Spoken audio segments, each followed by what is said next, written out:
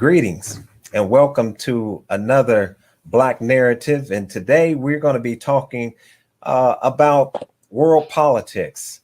This is an impromptu conversation due to the recent events of what's going on in Afghanistan and in Haiti and many other parts of the world that are on fire. So today I have with me the staff writer for the number one newspaper in the world, the Final Call newspaper, and that is Brother Brian Muhammad, and I will bring him on. Greetings, brother. Greetings, my brother. Good to be with you. Yes, sir. Thank you for coming on. And one of the things that we just want to just get right on into is what we're seeing going on over there in Afghanistan with the removal of the troops and this vacuum being filled once again by the Taliban and people literally, running for their lives to try to get out of Afghanistan. We see these horrible pictures of young men running alongside of these military planes, and we see horrible footage of some of them even as the plane is taking off, falling from the plane. What, from your perspective, tell us a little bit about yourself first, and let's go ahead and get on into this conversation, starting off with Afghanistan. Well, I mean, first, you already mentioned that I'm a staff writer with the Final Call newspaper, and I focus on mostly international news, international events, different things going on around the world. And, I've been doing that for a number of years now. And of course, I've done blog talk radio. I've done a few mediums as a way of getting the truth out to the people that we represent. Right. And let's just go ahead and just, if you can, tell the people how important it is in this day and time, how important it is for us to get the right source of information, because we have a lot of Black media, but they're not Black owned. I think Dr. Boyce Watkins, he pointed out, for instance, that owned by Oprah Winfrey is not owned by Oprah Winfrey. It's actually owned by, I forget what company he said, but even you have some Black media outlets that are not Black owned. So how important is it for us to get a Black owned, Black controlled source of information? Well, it's very important. The news business, you can easily become enslaved, not to the truth, but to your advertisers for who supports your, if it's a newspaper, who supports your product, and that's very important to understand that, yes, any newspaper wants readers, any television wants viewers, any radio, terrestrial, internet, or whatever wants listeners. But those that are commercial enterprises gets paid not from the listeners, but from advertisers. And so their interest is in not upsetting advertisers. So you look at the Black press, and many of them, especially in the print arena, you see that they advertisers are mostly banks, mostly these large corporations that are not Black owned. So they will be hard pressed to tell the truth.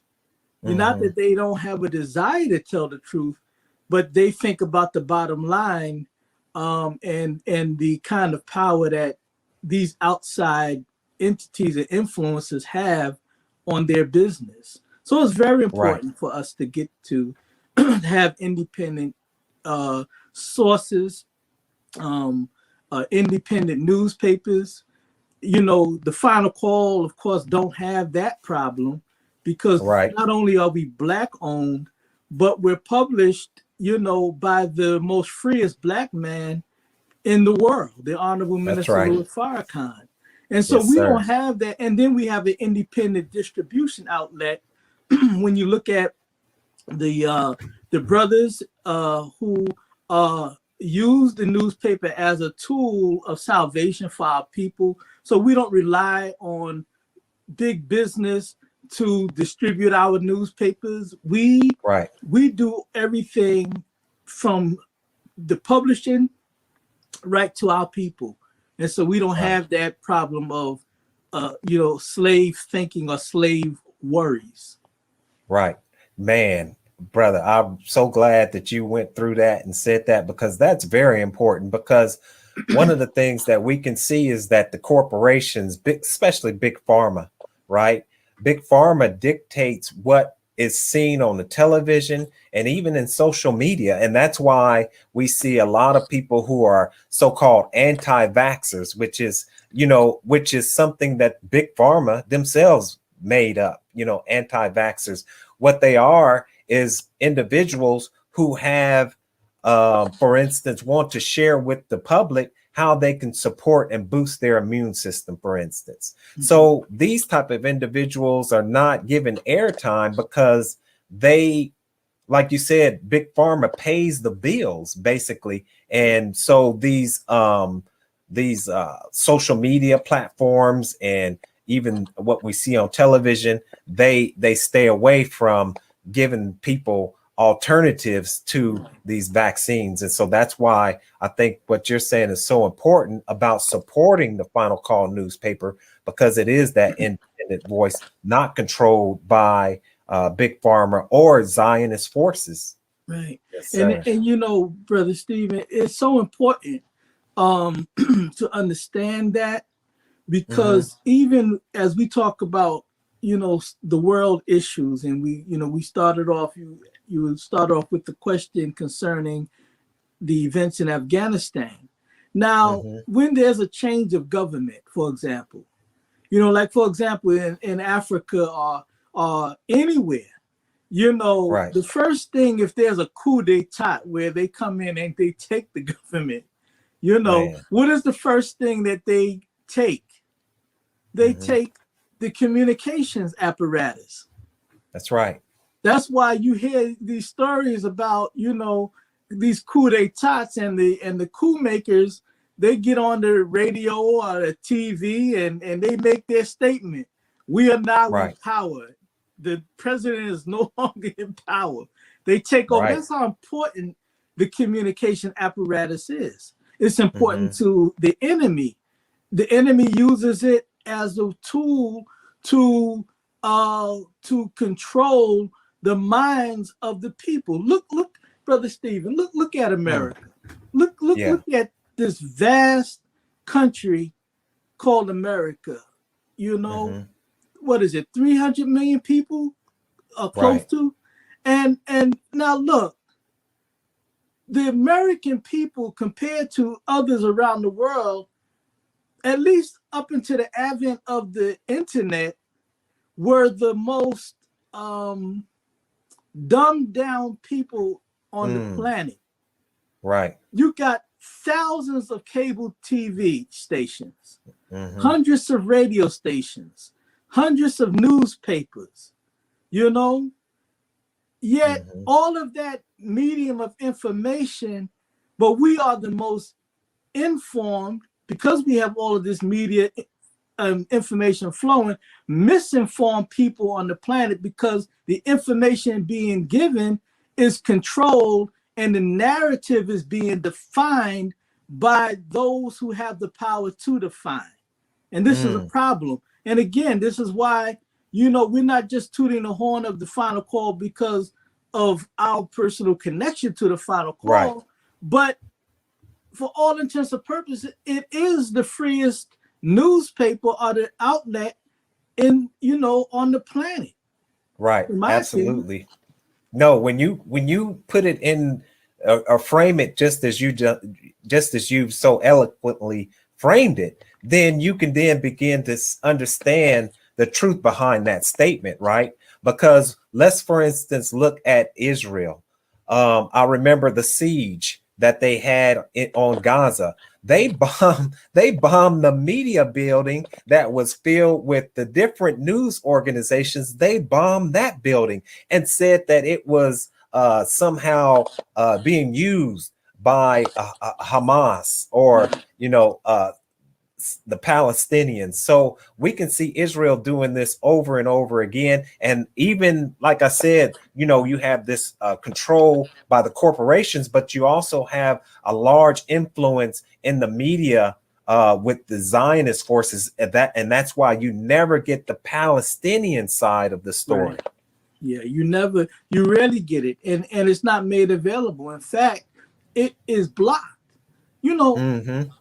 Let me tell you, you brought up Israel.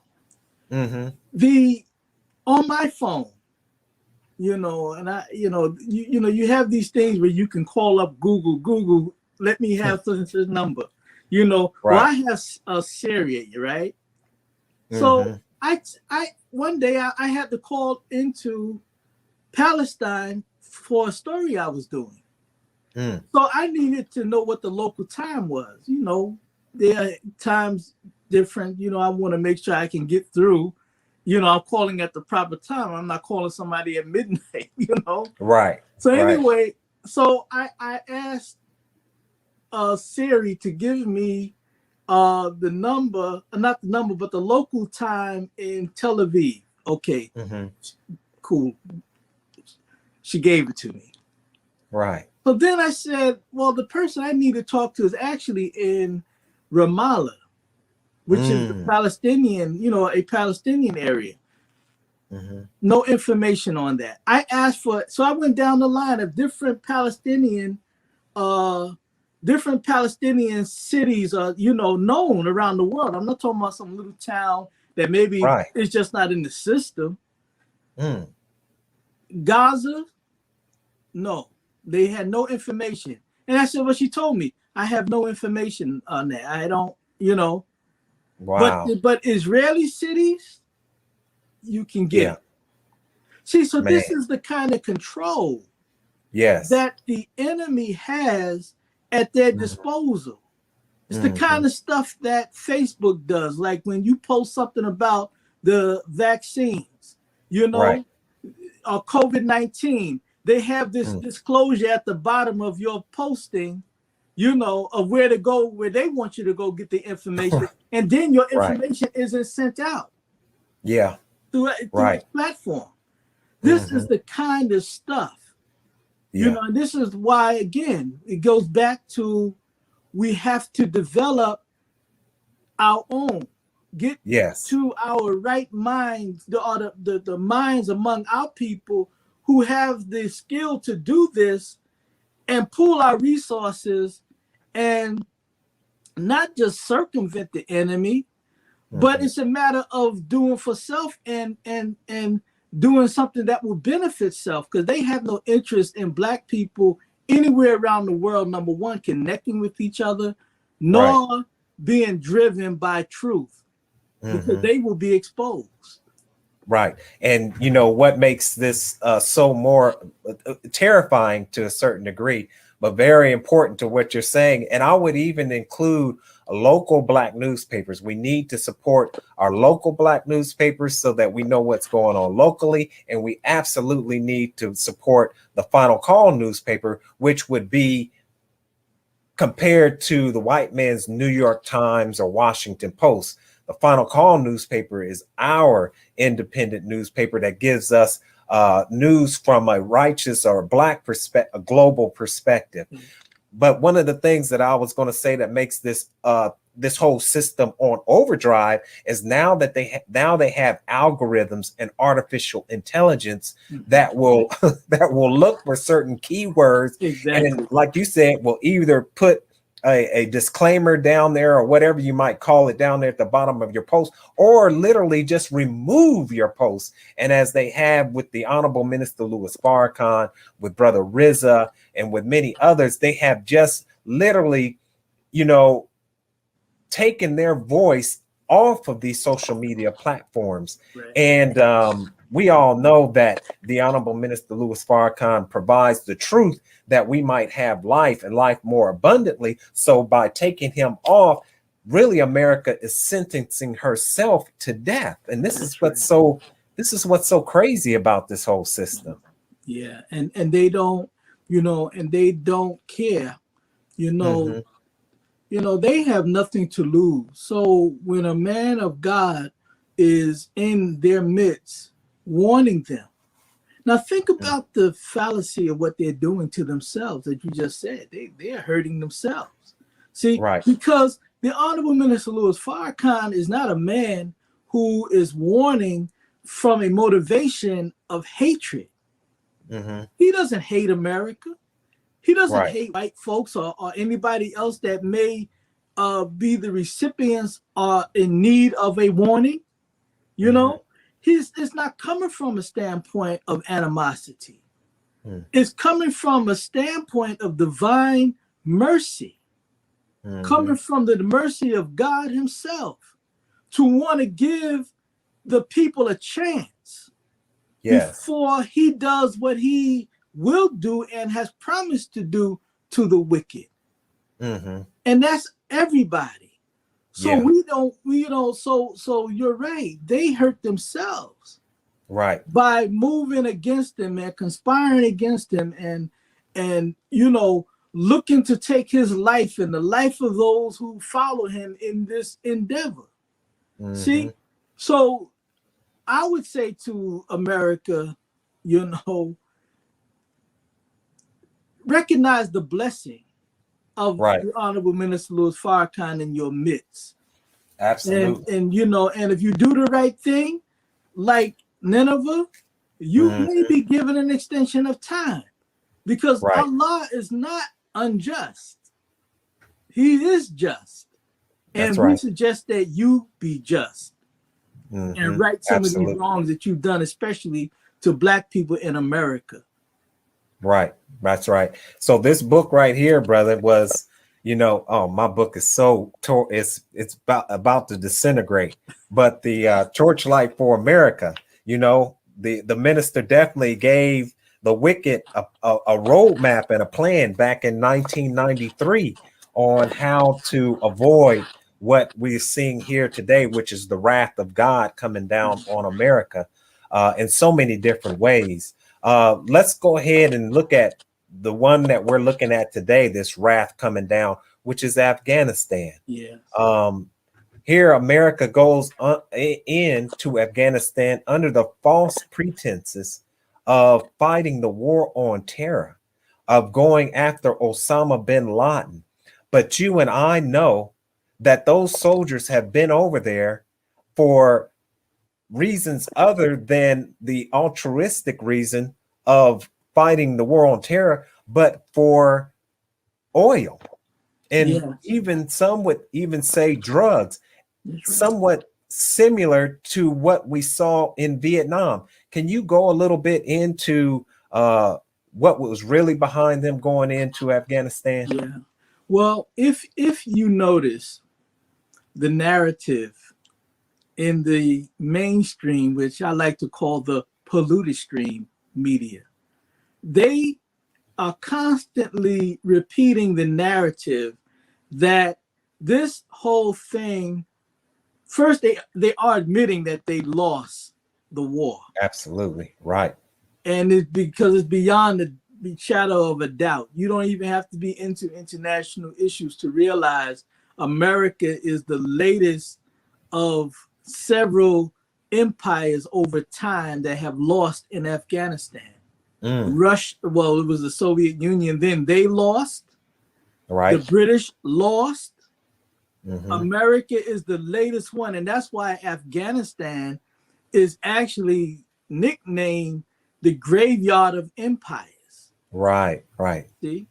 And so, but to get to what you asked, if we look at the narrative, they keep going back to the 20 years that America has been there since 2001, which just takes us to the World Trade Center attack or implosion.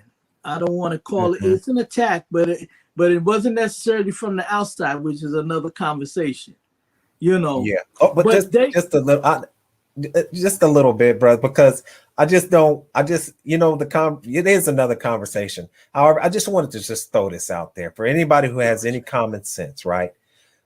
Okay, so they're saying that these people are coming from Afghanistan, which we can look and see that Afghanistan, many of them say that they're living in the Stone Ages. So they're coming here. Now they're saying that they take these courses on how to fly a plane, but the planes that they're flying are not commercial airliners. They're just little Cessna airliners, And so they get on these planes, they say, with box cutters. They make their way into the cockpit, and without the ability of radar, they're able to turn these planes around. They're able to not just find New York, but they're able to find the small island of Manhattan. Then they're able to both target the World Trade Center. This is beyond belief. Just that alone, not to mention the towers coming down, but just that alone is just so ridiculous for anyone to believe. Yeah, and if you look at the videos of the towers coming down, it imploded like professional demolition, collapsing of buildings. Go back and look at it. It actually literally imploded. Yes. Neatly. In its own footprint, they say. Exactly. See, so there's a number of questions, and and Honorable Minister Louis Farrakhan, during one of the Nation of Islam's annual Savior's Day conventions, did have the experts who studied 911 and came and gave their findings. Right now we're upon the 20th anniversary of 911, and so there will be a lot of talk about 911 again. And again, I would encourage your listeners or your viewers to take this opportunity while the information is fresh again, to go and look at these things yourself, and don't be afraid to ask the questions. See, the first question is, will they do such a thing and kill 3,000 or whatever it was innocent people? Right. I would say, if you look at the condition of the world and things that they have done around the world, I would say yes, there are elements in this world that will do that. Now, I don't say that it was Osama bin Laden and Al Qaeda. We don't know. We don't know, but there's questions. Right. So many believe it's definitely an inside job. That's what I'm saying. And there's enough evidence. There's enough evidence that points to that. Yes, see? Overwhelmingly. And see, and to deal with that is to deal with the truth. Naturally, with all sensitivity to the families of those people who lost loved ones and friends and acquaintances in that tragedy. Absolutely. But justice will come with truth, not with a political narrative that they put out in order to form a smokescreen, as a pretext to do some dirt in Afghanistan and then Iraq and other places in the name of fighting what took place on September 11th, 2001 in New York City. And this, brother, is why our discussion really, our topic for this, talking on Afghanistan is so important, because not only are those who are over there in Afghanistan, fearful of being under the rule of the Taliban, right? But you have the soldiers who, like you said, we were over there for 20 years? Yeah. And nothing to come of it, but the memory of their friends and loved ones either dying or their bodies being mutilated coming back home, and we know the high rate of suicide among veterans. I mean, so now people on 9/11 will begin to seriously begin to ask those questions, and we are just looking at a powder keg that's about to explode. I think even today there was a threat. There was a threat I was reading in the news. I can't remember if it was somewhere in Washington or something like that, but I believe one of the Trump supporters were threatening with a bomb or something like that. But I think that we are about to see something in America that will have will just be devastating. Yeah, because the people are tired. Mm-hmm. If you recall, the Honorable Minister Louis Farrakhan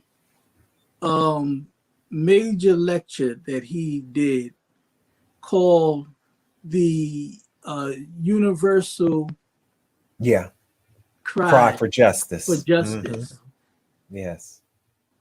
And that's just not around the world.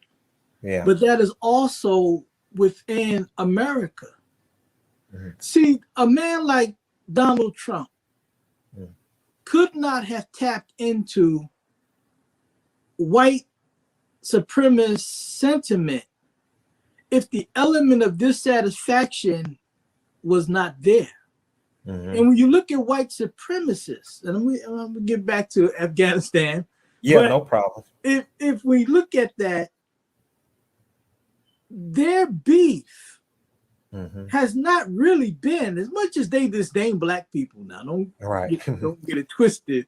There's a lot of xenophobia, racist kind of attitudes toward anything other than white among them. But one of their biggest beefs that they carry is against this government. Because they felt that this government had betrayed them.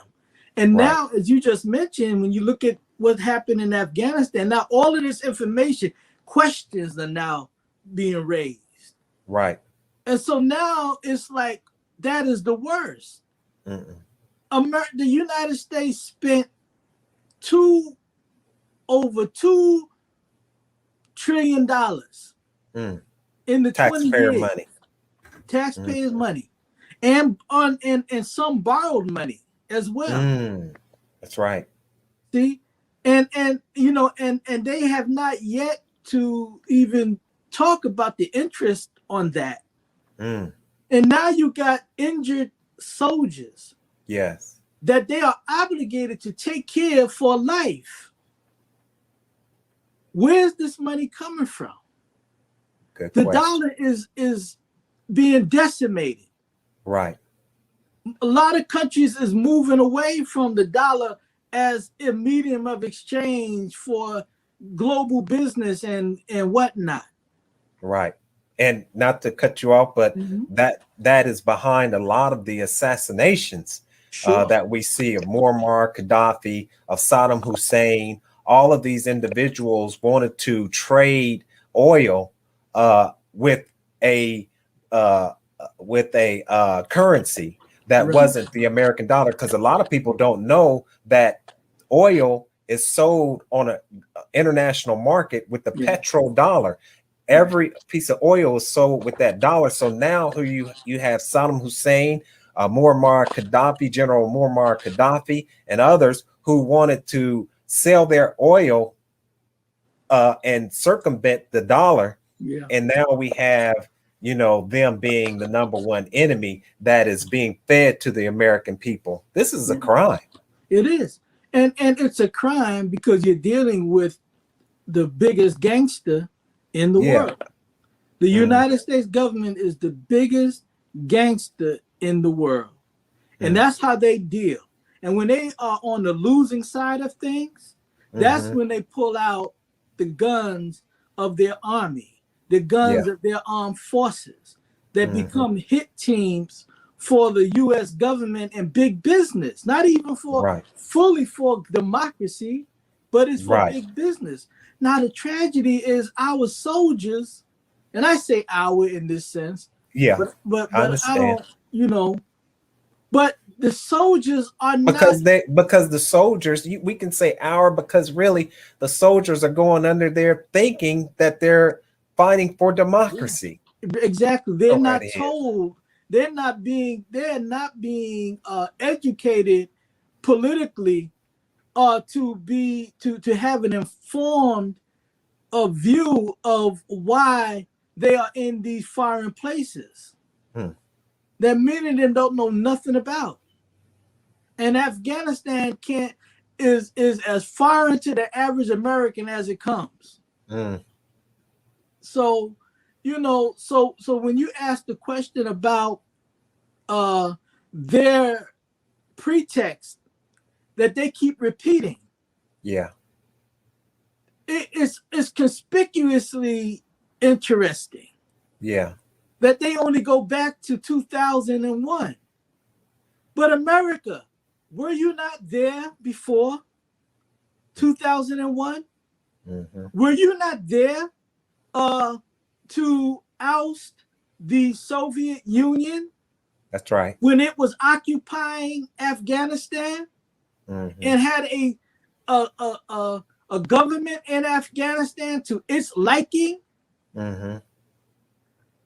Is it not true, America, that the same Taliban, that your polluted stream media is helping you to sell the narrative that these are a bunch of wild-eyed, radical, jihadists, whatever?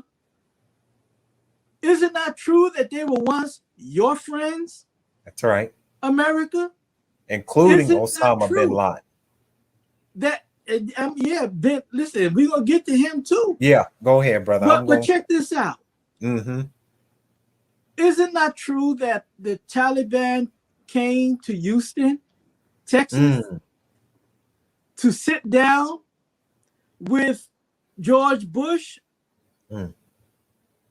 Is it not true that when it was about oil pipelines, see, they, and facilitating oil pipelines being built that will run through Afghanistan, a route going into India and then out to the Indian Ocean and the Arabian Sea?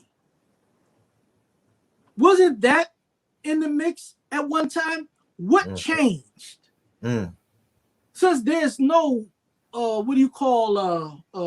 honor among thieves. What changed, thief? Right. Well, that's right. The Taliban are some principled people in the sense that the poppy that goes into making heroin or cocaine? Right. Well, the government before the Taliban came in, they were heavy dealers. It was of the number one place that this drug came out of. It was okay when America was able to be in the drug business. But when the Taliban flipped the script and said, no, we're going to stop this destructive business. Right. That's when it shifted. Yeah. So now we talk about bin Laden, right? Now, and real quick, I wanted to say too, brother, that many look at the Vietnam War and say that it was drugs that was a major contributing factor in that situation as well. So we have to ask the question, this explosion of the opium, of the people who are now hooked on these drugs, white people, right? So now they're not showing you the same thing that they were showing you when black people were hooked on crack. We don't see the police black boot stomping in doors on white people, now that they're hooked on these drugs. But isn't it funny that since America went into Afghanistan and were protecting those opium fields, that there is all of a sudden a crisis, a drug crisis, a opium crisis. So all of this is linked. And so it's like, the people really need to really need to wake up and understand that, what's going on with the government, what's going on with these corporations, that to a large degree, these so-called Trump supporters have a good reason to be skeptical and to doubt the truth of their government.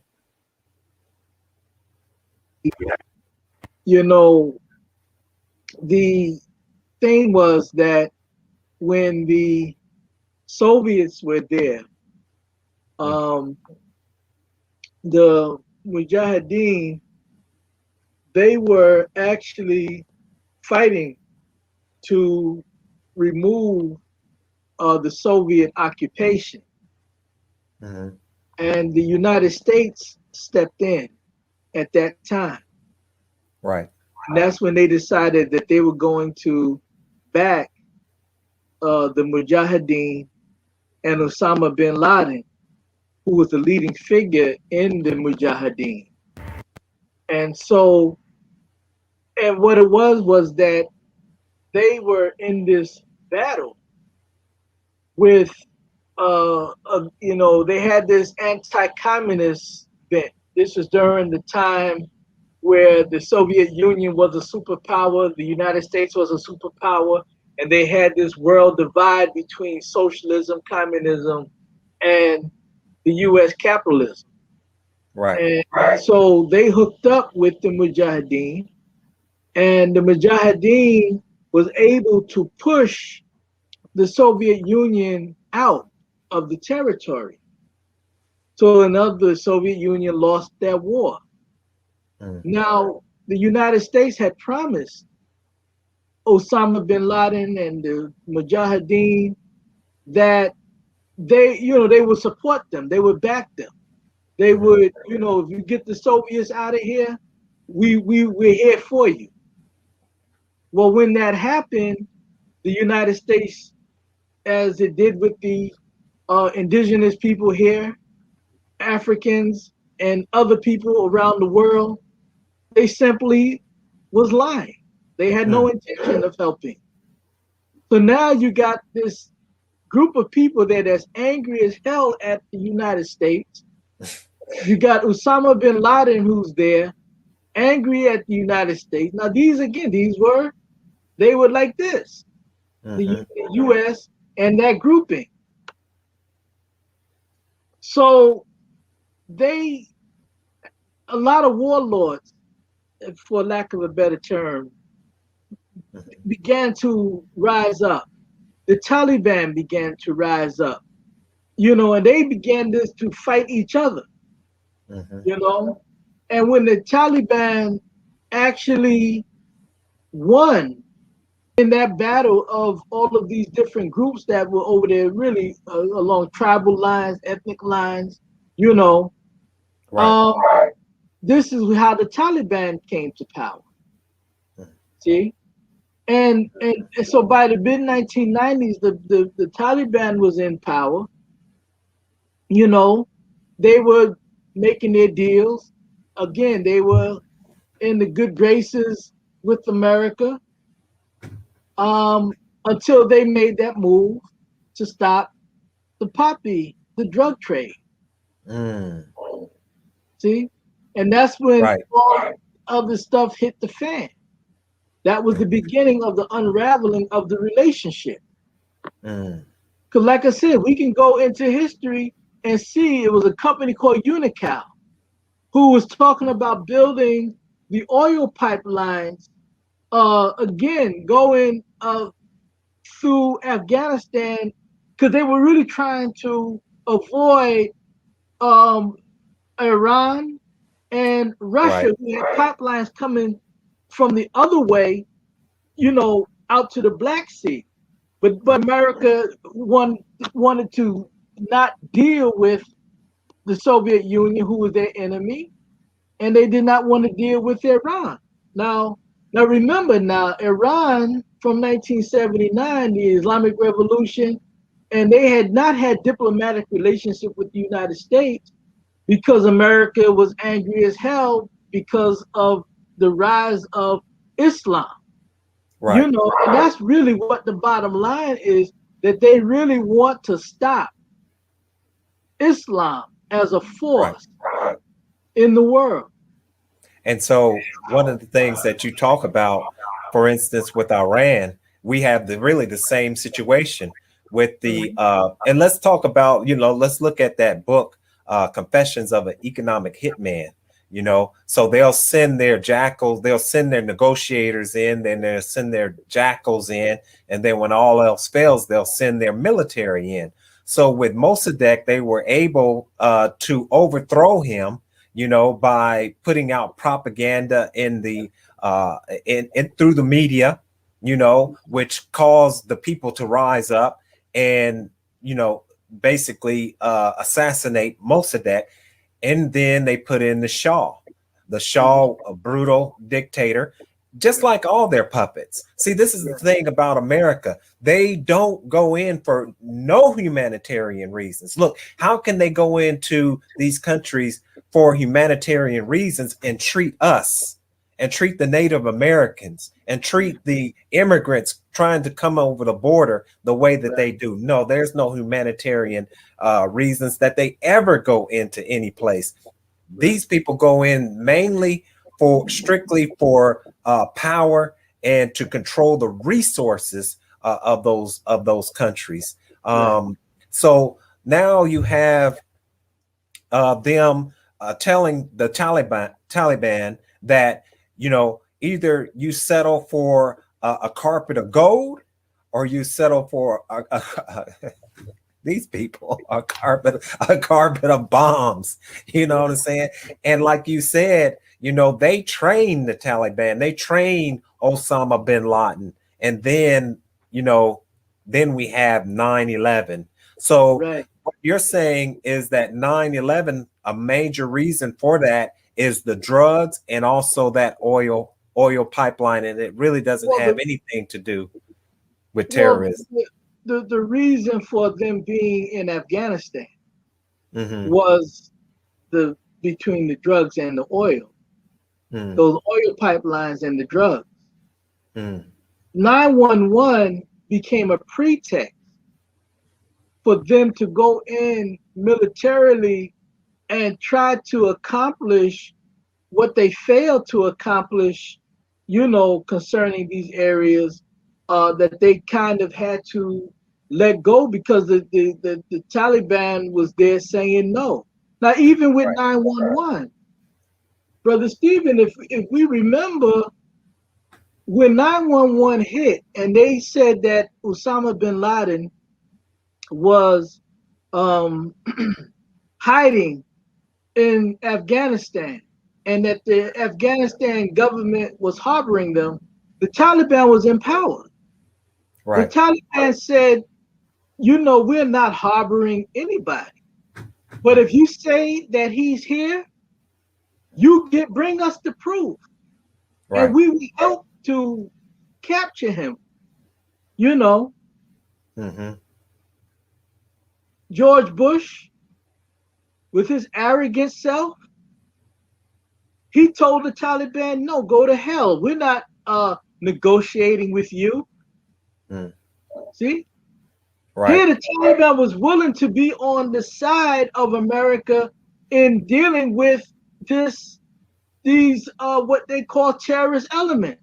Because you have to remember, these extremist groups are not necessarily the friends of governments that they happen to be in. Same thing with Libya. With the fall of Libya in 2011, Brother Gaddafi told America and the Western world who wanted to go in and do what they eventually did, that this problem is a problem of Al-Qaeda. The media made it look like he was just talking out of the side of his mouth. But Al-Qaeda and these extremist elements was a problem in many of these countries. But Libya, Muammar Gaddafi he was able to contain them. Right. He knew how to deal with them, not in a diplomatic way, but he knew how to contain them from ever rising up to become a problem in the Libyan society. Right. And so America knew this. And America went in, and these are the elements that America used for the front lines to overthrow Libya. So they're your enemy in Afghanistan, they're your enemy in Syria, they're your enemy over here, but they're your friends in Libya. Right. The same elements, extremist elements. So, and this is why you saw the chaos after they murdered our brother. Right. You saw the chaos. Exactly, because these. And I would say, I'm sorry, but you know, not to cut you off, but I just wanted to say, but not only the chaos after Colonel Muammar Gaddafi, but also the chaos when they assassinated or hung Saddam Hussein. You know, all these places that they went in, they painted these pictures as horrible places, but they were 10 times worse after they went in with their so-called humanitarian aid. Right. And this is the hypocrisy. So when they turned the Taliban down, then they decided they were going to invade. But look at how they did it. They invaded Iraq. Now, what does Iraq have to do with what you say are terrorists that bombed the World Trade Center hiding in Afghanistan? With all of this language of terrorism, that became the calling card. I charge you with being a terrorist, so then it's justified in the mind again of the dumbed down American public, because at that time now we're in an emotional state. They took they killed 3,000 people, and the average person saying we got to get them. So all you got to know now, all they had to do is be called a terrorist. This is how civil liberties within the United States was lost. They were putting Muslims right at jail in Guantanamo Bay. They were doing this around the world in the name, and that's all it became. It became the calling card for repression. Because everybody isn't a terrorist. Right. You say this one, if you got legitimate evidence that this one did acts of terrorism, where innocent people were murdered and killed, deal with them as a terrorist then. We're not talking about that, but we're talking about this wide net that you cast in the name of terrorism, because you can. So they sent in the troops. So the war in Iraq jumped off. Right. Then they sent the troops into Afghanistan in 2001. They were able to overthrow the Taliban government. Right. But look at what cost. Terrible cost. They kept puppet regimes going from that time until this week. That's right. That's right. See? But 20 years, the longest running war in America. $2 trillion, over, it's like $2.2 trillion. Right. Blood. I mean, thousands of, not just, it was about, now look, because Pakistan is right next door. And some of the people they say was hiding in Pakistan, they was fighting in Pakistan. So when you talk about Afghanistan, you can't leave out Pakistan. So now you have at 20 years, you have over 200 and something thousand people dead, not just U.S. soldiers, but U.S. contractors, Right. You know, you had all kinds of people, and not to talk about uh the hundreds of thousands of Afghanistan, innocent Afghanistan people. That's right. Because that they call collateral damage. Collateral damage. Can you imagine your loved one being killed and that loved one being called collateral damage? Right. See? But we If they say understand. for every I'm sorry, but they say for every one that they killed, they created 10 so-called terrorists. Yeah. So now you can imagine the hatred that these people have for America. Imagine all of the families being affected by them just saying that they're targeting this one individual and they blow up a whole block. Yeah. And you got to understand something too about the people around the world. See, if the American public knew what their government was doing, they just were never informed of the true story. But everybody around the world, the peoples of the world, know, and they look at it differently. I was traveling in Lebanon with Brother Minister Akbar Muhammad, the international representative of the Nation of Islam. Beautiful. We're in Lebanon, and we happen to have an overnight in Lebanon. So we get to the airport, and the young lady who works for the airport, you know, they escort you to your hotel from the airport, especially if you're not there, like you're not there for days. So they get you there, they make sure you get checked in, and then, but in the in the drive from the airport, she told us, she said, look, she said, we don't have a problem with the American people. But it's that Clinton, because Clinton was in power when we were over there. But it's that Clinton. And what she was saying was, I don't have a problem with the American people, but the policies of America is so damaging to my people and other people around the world that it forms this, as you said, this animosity. It's fed by the injustice. And as the Honorable Minister Louis Farrakhan said, when people do not get injustice satisfied, it can even drive them to insanity. Right. So what are you doing, America? See? So we're at a time now where we have to look at this from a divine providence standpoint. Right. America is going to be paid back and is being paid back for the wickedness that she has done throughout the world. Right.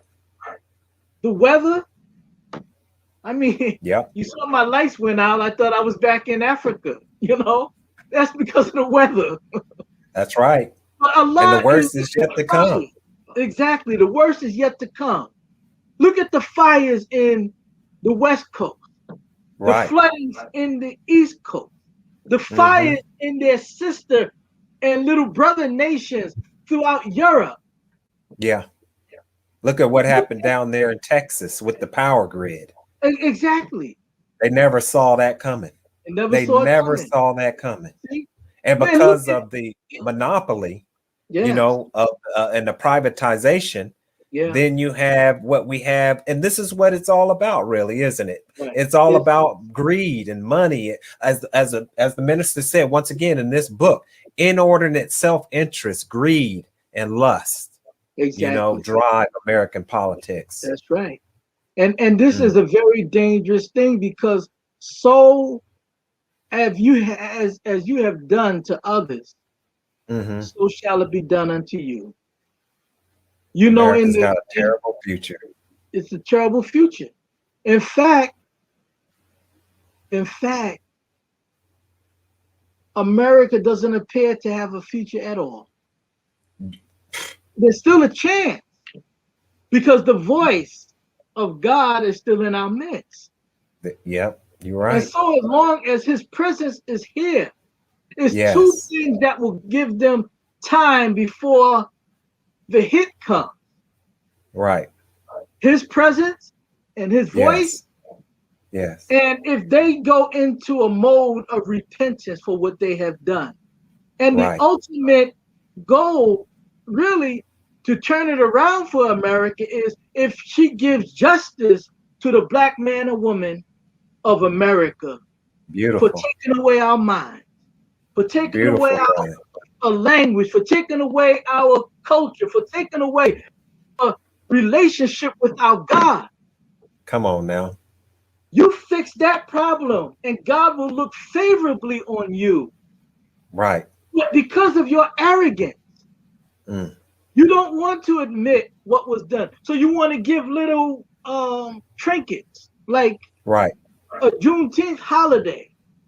Right. Okay, you know, you want to talk the language of reparations. Yeah. But look how you're handling reparations. Right. See, I keep going back to Africa because of the years that I lived there. We love football like football here. They love football, but what we call soccer. Well, there's nothing in soccer called, you know, stalling for time. Right. Just like in football, when you throw the ball into the outer zone. Right. Yeah. To stall for time. Well, they have something called kick the ball in the long grass to stall for time. That's what America is doing. That's what Mr. Biden is doing with the reparations. Look at the promises he made. He was so lovingly and talking about how he owes black people for saving his campaign and putting him over the top so he can be elected. But we have yet to see anything. Right. You sign with the pen. What do you call it? Executive order. Yeah. These decrees that you sign for other groups and other interests. You mean you couldn't sign a decree for the George Floyd Act? Right. I'm just making a point. No, brother, you make up a good point because I mean, look at this pandemic and look at how much money they were able to dole out to those who lost their jobs or who became unemployed. All this money that they could have given to us that they said they didn't have for reparations, they had all this time. So, I mean, you're absolutely right. And then, you know, not that I'm a proponent for or against it, but the critical race theory, when they don't want to face the truth.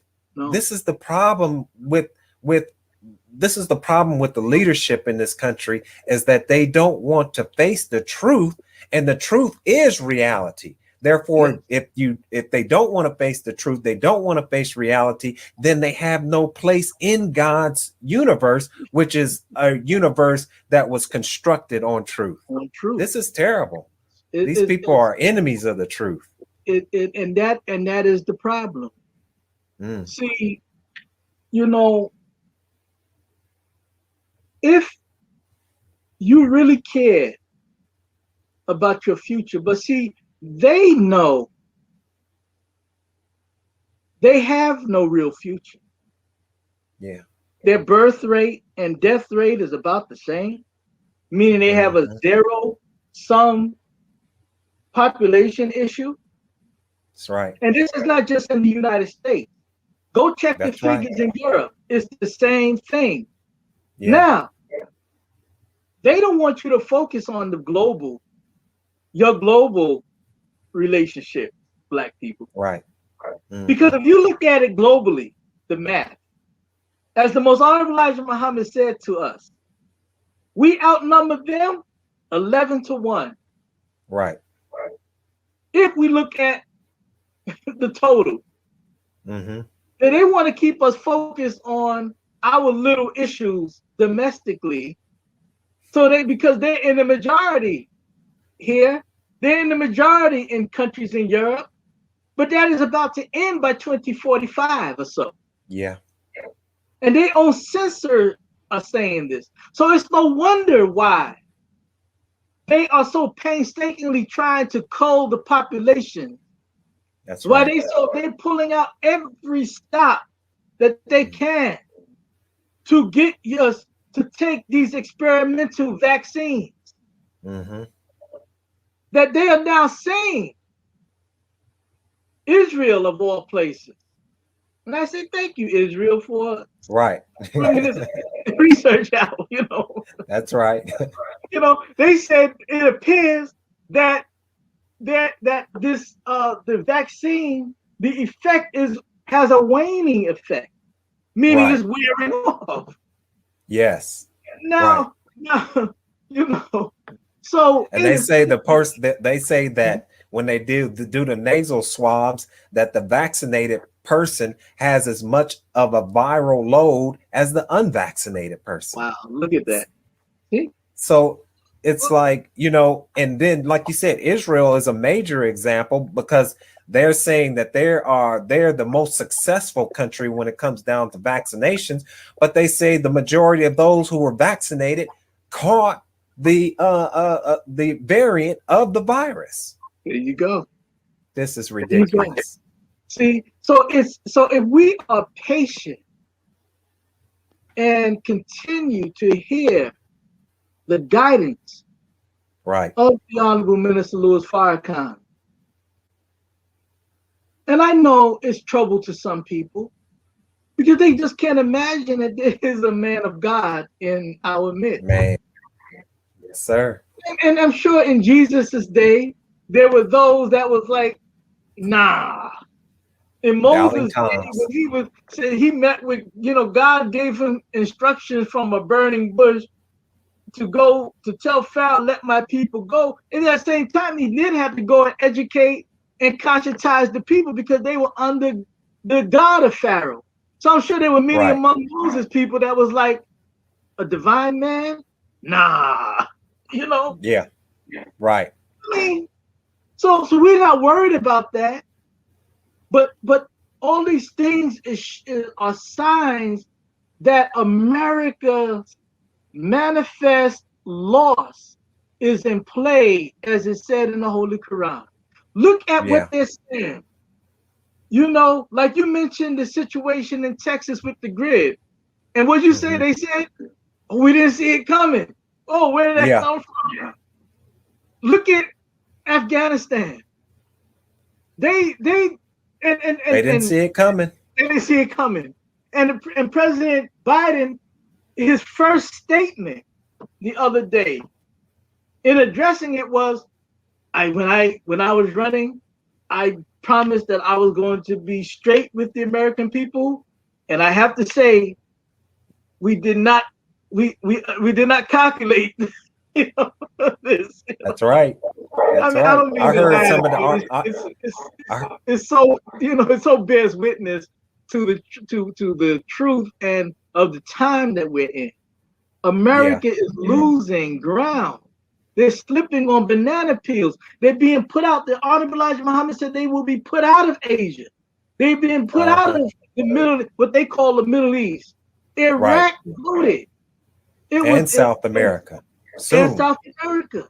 They're being put out. Yes. Now, will it be as drastic as Afghanistan? It might be, but either way, they're not just leaving because they like the good face they're trying to put on. Well, we killed Osama bin Laden. We did, you know, marginalize not the Taliban, but the Al Qaeda.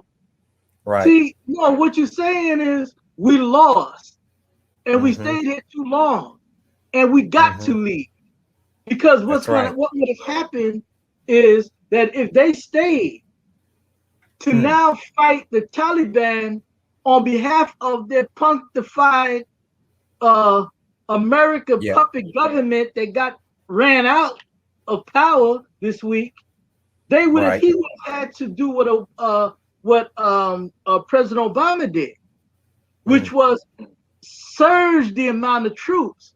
And what does that mean? You're going to be there another 20 years? Yep.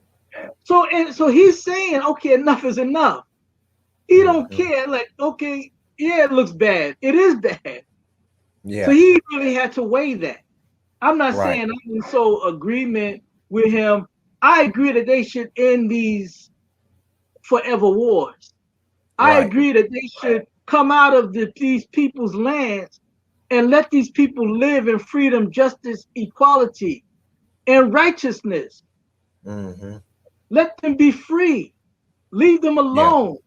Leave their resources alone, which is really what's driving them. This is what it's all about. AFRICOM, you know, Exactly.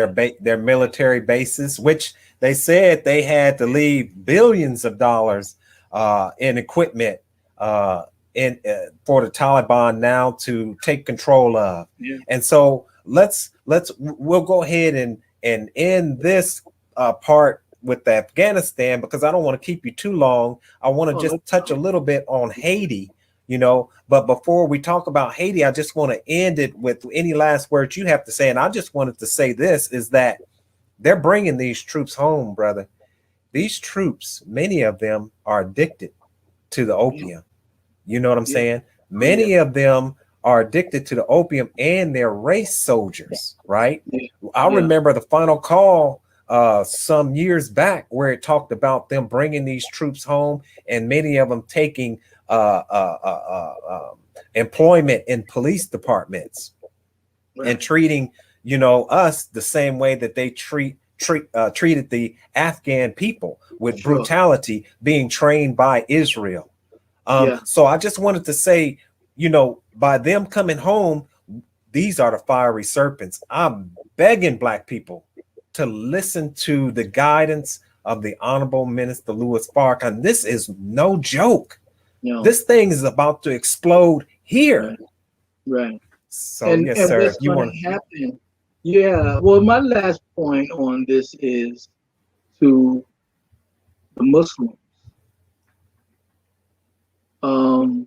because I believe with the level of racism and xenophobia that has permeated, it's always been here, but it permeated in such an outward way over the last, I would say going back to Obama's days, because of the way the white supremacists reacted just with a Black man, not with a Black agenda, but just a Black man in the White House.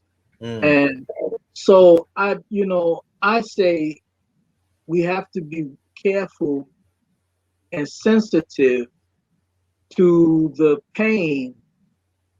It's not a time to jump for joy because America lost a war. Lord Elijah Muhammad said that America will not win another war. So we don't expect America to win. But like you said, these soldiers who were victims themselves, in the sense that they were not conscientized to the real reason they were shooting and bombing and killing.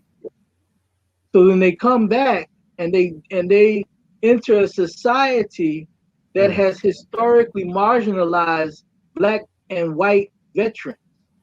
They never adequately took care of vets coming back who put their lives on the line for these agendas. That's right. So they're suicide rate is off the chain. Yeah. And you know what happens? Scapegoating begins. Yeah. Other issues begin to come up out of them. But it's rooted in the injustice that this government has always done against vets. Because there's nothing more than putting your life on the line. And even if you believed in the cause and then to find out you were lied to. So I say, let's be careful, because they're with the Taliban and what they're whipping up with the Taliban, they're whipping up old stereotypes about Islam. That's right. And they don't care whether you are a Muslim in the Nation of Islam or a Muslim or some other. They don't see those differences. All they say is, "Oh, your name is Muhammad. That's right. you one of them." Right. One of who? But this is so I'm saying this is not a joyous time. Not at This is all. not a time to be jumping up and down because America got its nose busted. Right. No, no. It's time for us to keep on with our agenda to raise the level of consciousness among our people and be those change agents and saviors for our people for what Allah wants to do in terms of a whole new reality that He is in the process of bringing about. Let's stay Beautiful. on our agenda and don't worry so much about the fall. That's right. That's right. Thank you, brother. And like you're saying, I think Black people have to begin to realize and recognize that we are what is being fulfilled in the scriptures, all the way from Genesis to Revelations. We are the people who were brought into a strange land among strange people and afflicted for 400 years. We are the people whose names were changed, language was changed like Daniel. We are the people who were sold into slavery by some of our own, like Joseph. We're the people, like you read in the book of Ezekiel, who are dry bones in the valley crying out, all hope is lost. We're those people, and we're the people that Jesus represented, And so, like you're saying, brother, I think it's very important for us to just stop playing around and recognize who the Honorable Minister Louis Farrakhan is. And by recognizing who he is, we can recognize who we are. You know what I'm saying? So, it's real like that. So I don't know. I don't want to keep you too long. If you want, we can touch on Haiti. If you want to do a part 2, that's fine. But if you want to touch on Haiti, that's fine as well. We can do it. I'm not going Okay. nowhere. It's storming on So, my end. I ain't going nowhere. yes, sir. well, let's look at Haiti then. Let's look at Haiti. And so now what we have going on in Haiti is we have the assassination of the president. We have a 7 point on the Richter scale earthquake killing 300 plus people. Then, of course, we have the hurricane coming through. Haiti is continually being battered by these disasters. What is your take on that? Well, Haiti. You're right. We're talking about a 7.2 on the Richter scale, and actually it's over 1,400 people who died in this. And then the hurricane hit just as they were in the cleanup of this earthquake.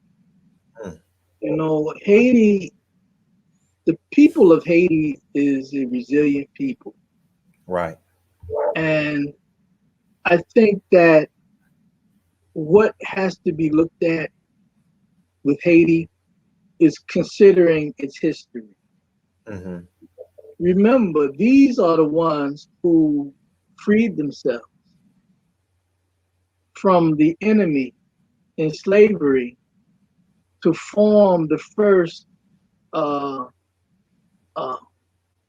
don't know if it was the first republic in the Western Hemisphere. I know it was the first Black republic in the, right. But it helped America, what became the United States, gain its freedom. Right. From the tyranny of England. Mm-hmm. Haiti is owed a debt of gratitude. Yeah. But Haiti also has resources, oil, Blaqsage. Haiti is rich in resources. But the problem is that these outside entities like the United States, business interests and oligarchs within the country who do business, but the business doesn't benefit the development of the country. Right. And so you have this situation. you have the situation. You know, the United States has been a problem for Haiti since the first assassination that took place in 1915. And the president of the United States at that time, I think it was Woodrow Wilson, who sent in the Marines, again, under the pretext of the responsibility to protect, right? Yeah. Woodrow Wilson, a major racist. Exactly. See? So they've been... and really, Woodrow Wilson, I'm sorry, but and really, Woodrow Wilson, who sold America out as well, So I think that a lot of people need to go back and study what he did and the deals that he made with the so-called federal, I think it's the Federal Reserve, Federal Reserve, yes.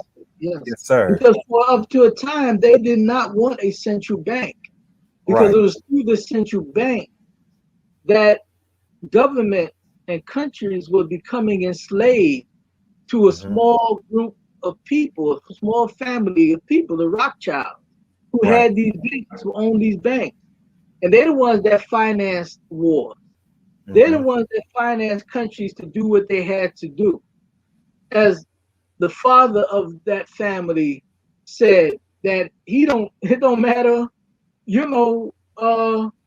what side is whatever, as long as he controls the purse string, because he's financing both sides. That's right. So financing both sides. That's right, both sides. Yep. And he financed Hitler. And I'm sorry. There you go. I had to drop these things on. Man.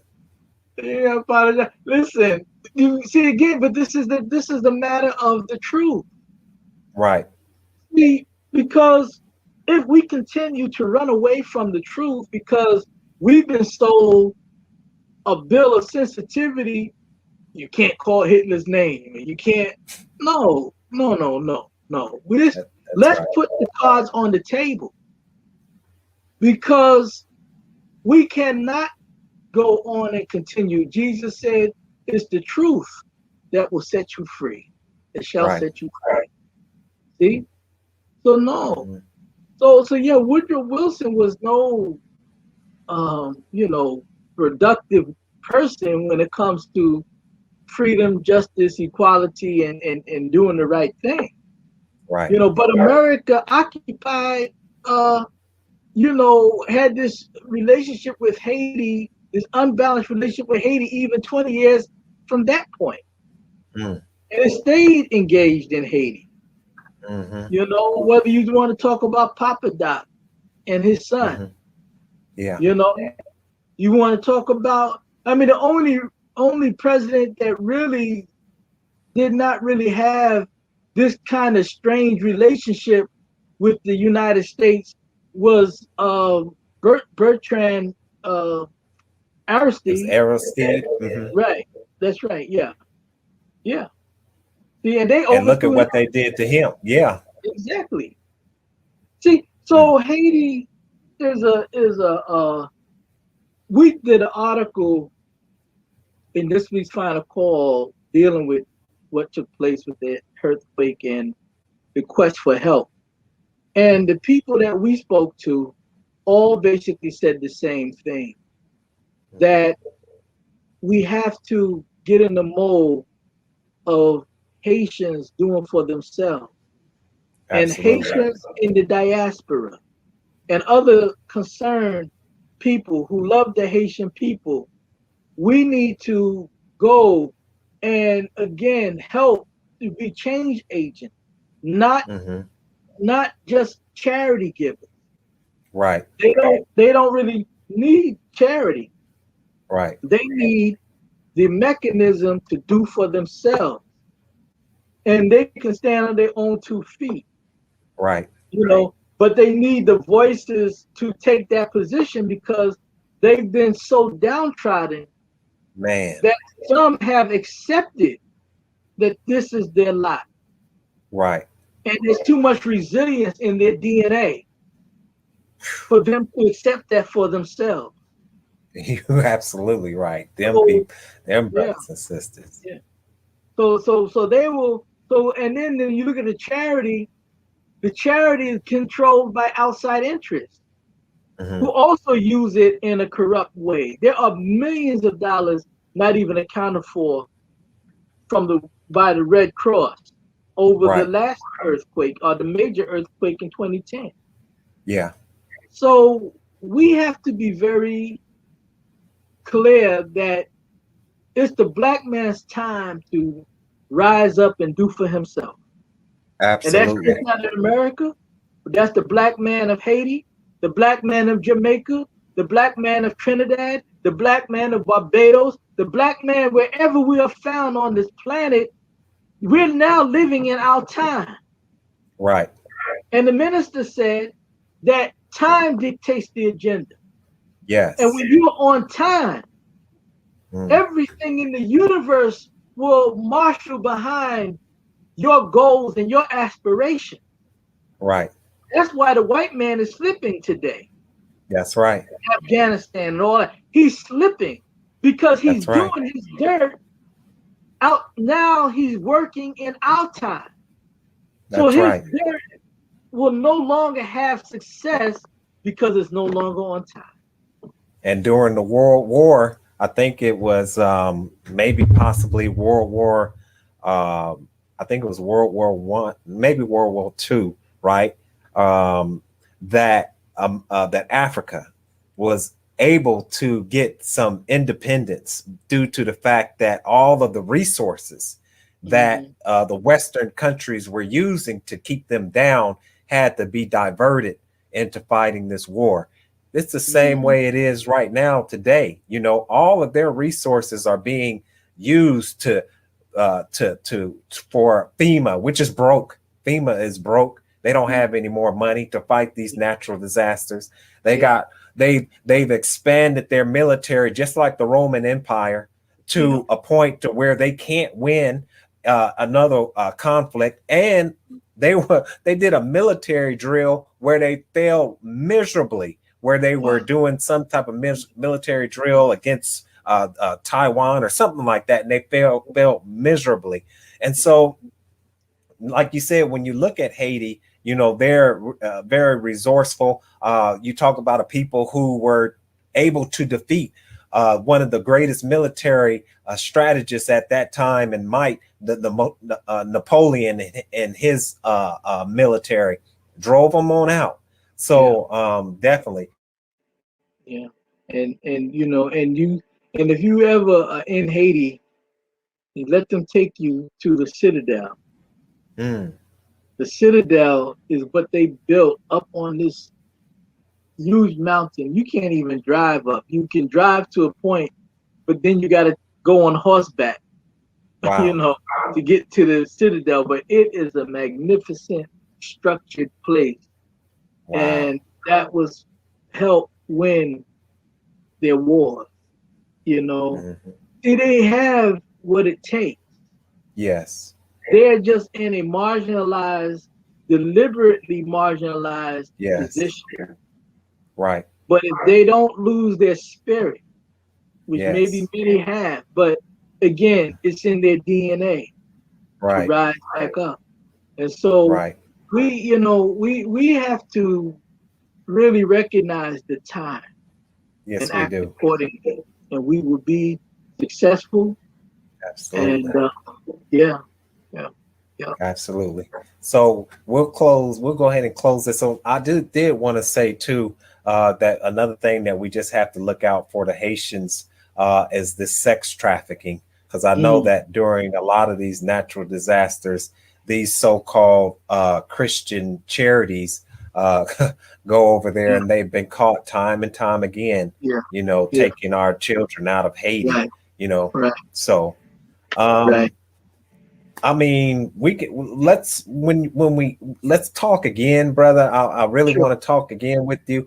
I really want to go into Africa now. I want to talk about AFRICOM, the bases, the resources, the aquifer that's under. I mean, Africa is in a very pivotal position, but a very dangerous position because of that. And so I would really love to have you back on to talk about that. We have to talk about that. You know, Yes, sir. I have I love Africa, and I'm not cynical, but I'm a little mad at African leaders right now. But right. We will talk about it, definitely. Yes, sir. Yes, sir. Yeah, we got to talk about that vaccine and the assassination of some of these African leaders too. There's a lot. So with that, brother, I will not keep you any longer. I want to thank you. I will definitely put this out for everyone to see. And we'll have this conversation again here hopefully soon, because our people really need to know what's going on an international level, because sometimes we think that what's going on over there doesn't affect us over here, and we are absolutely clueless. Yeah, that's true. Yes, sir. That's so true. So thank you. Yes, sir. All right. I'll go ahead and close on out, and I'll talk to you, inshallah, here real soon. All right. Yes, sir. Assalamu alaikum. Thank you. Wa alaikum salam. And so I want to thank you all for watching. Once again, this is Black Narrative, where we address issues impacting the Black community from a Black perspective, but also giving it some historical context so that you can understand how did we go from here to here.